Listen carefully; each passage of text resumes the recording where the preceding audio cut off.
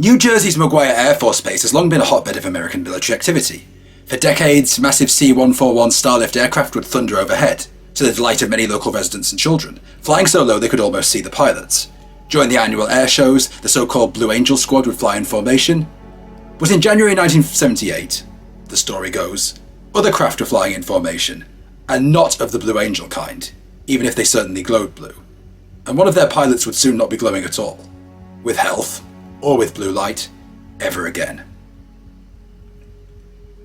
As the story goes, in the early morning hours of January 18, 1978, several UFOs were spotted over the McGuire Air Force Base and Fort Dix Air Force Base, with both Fort Dix military police as well as New Jersey State Police responding. Pilots approaching McGuire had seen what looked like glowing flying discs over the base, and radioed the control tower operators, who could actually see the UFOs out of their windows as they tracked them on radar. One of the military policemen, John Samuels, feeling particularly ambitious, chased one of the objects when it approached his car. He described it as less of a saucer but more of a smooth oval, without bolts, rivets or screws, exactly like the kind of craft described at Roswell, Aztec, Kingman and multiple other locations.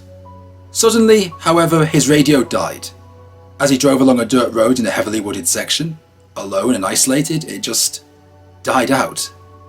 And even more suddenly, a small, strange being appeared in front of Samuel's patrol vehicle, clearly having disembarked from this vehicle or one of the others. Like the classic greys, it was 4 feet tall and brown, well, grey in colour, with a big head, long arms and slender body. Some accounts claimed it appeared not to be wearing any particular clothing, and furthermore that its skin looked hairless, wet and shiny, as if excreting something.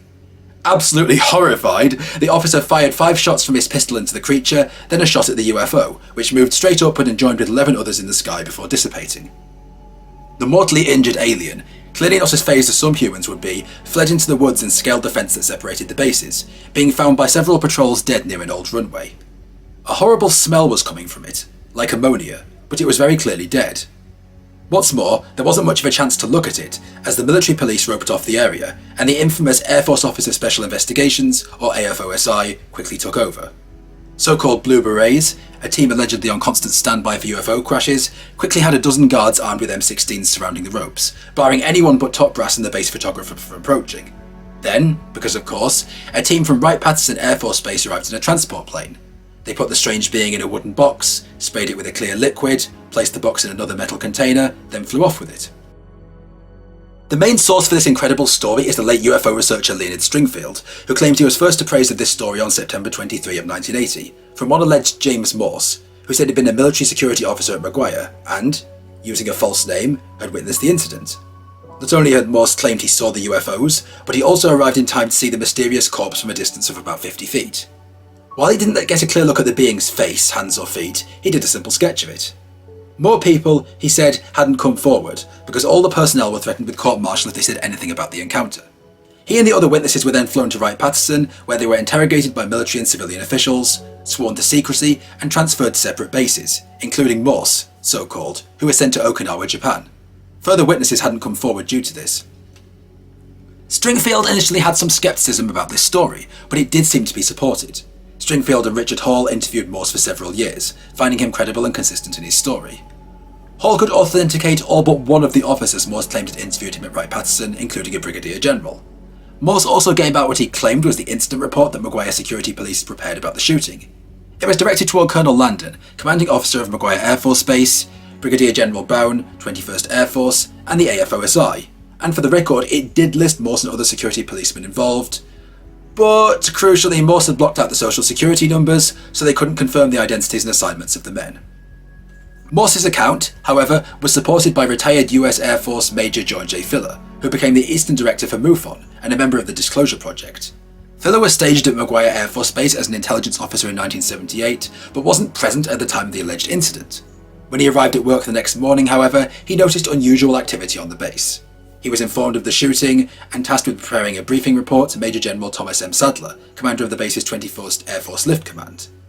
Filler interviewed the Air Force personnel, claimed that photographs were taken of the body, but that he never saw them, and that when he went to brief Sadler, the commander of the 438th Security Police Squadron was already speaking with the Major General. Sadler still wanted Filler to talk, so Filler gave over the report, which Sadler was so actually surprised by he read in silence in case there were listening devices around. Filler would later claim he was told not to give the briefing because it was, quote, too hot. So was this a true incident? The report was subsequently investigated by the National Institute for Discovery Science, founded by multimillionaire real estate developer, aerospace engineer and entrepreneur, UFO enthusiast and curiously government-connected rich dude Robert Bigelow. In 2000, his group dug into the report. They managed to confirm the name of Morse, look into his background and confirm he worked as an American M and E4 at McGuire, but were unable to locate him in order to give their own interview. They also couldn't find Samuels. Curiously enough, the MP alleged to have shot the alien, which was interesting. Did he actually exist? Was he covered up? Was he ominously vanished in some way, much like the nurse who claimed to have seen the Roswell army autopsies allegedly was? To look into this further, they contacted several Air Force officials assigned to McGuire Air Force Base at the time.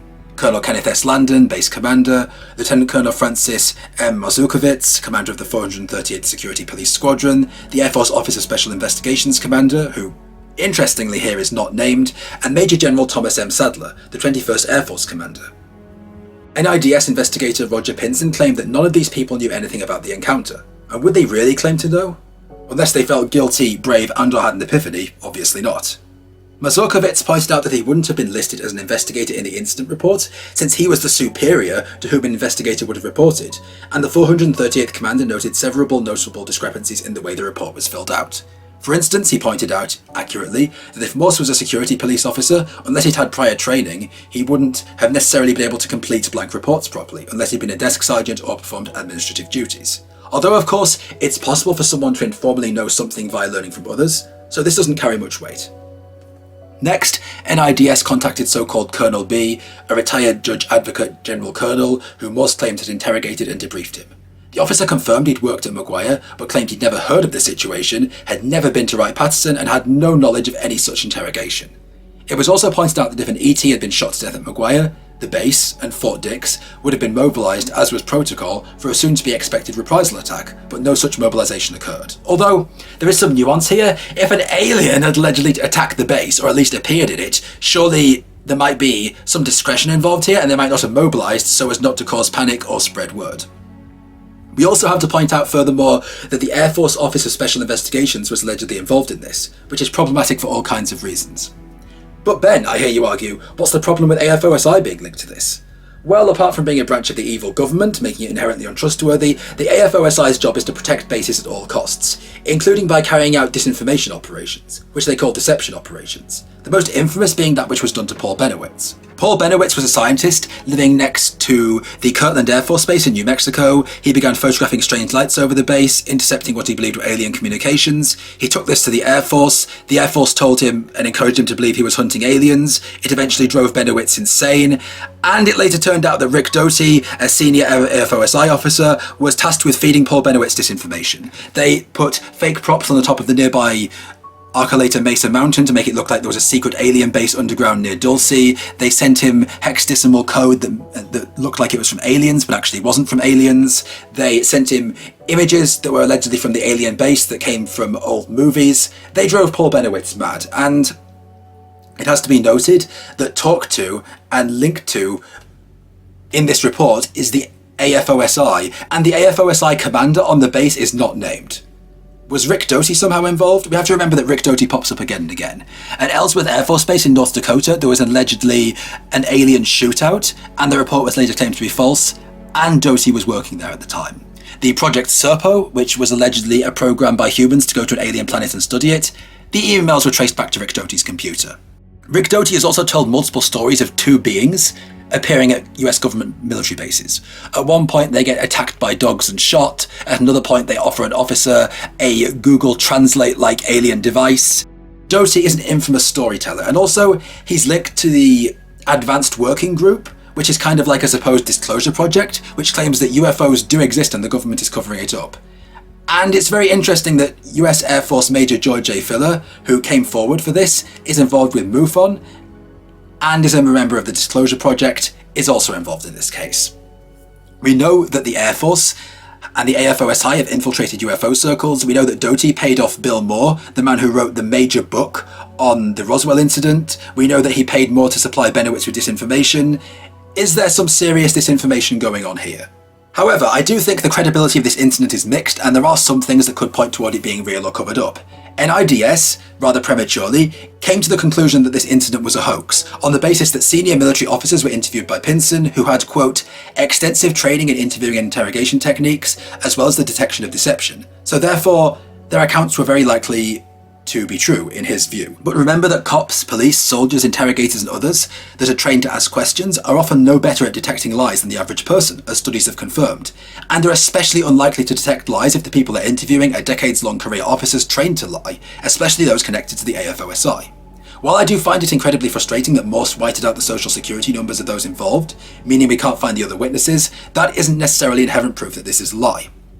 And also, much like the AFOSI, we have to come to the rather shady persona of Robert Bigelow. He bought Skinwalker Ranch, seemingly on behalf of the US government, and has any number of shady connections to the US government. He owns companies and hangars connected to US government experimental technology, has suspicious money links to the government, he investigates UFOs. He seems much too close to the government, is too close to the government. So we have to ask, why may he be interested in debunking such reports? And is he reliable?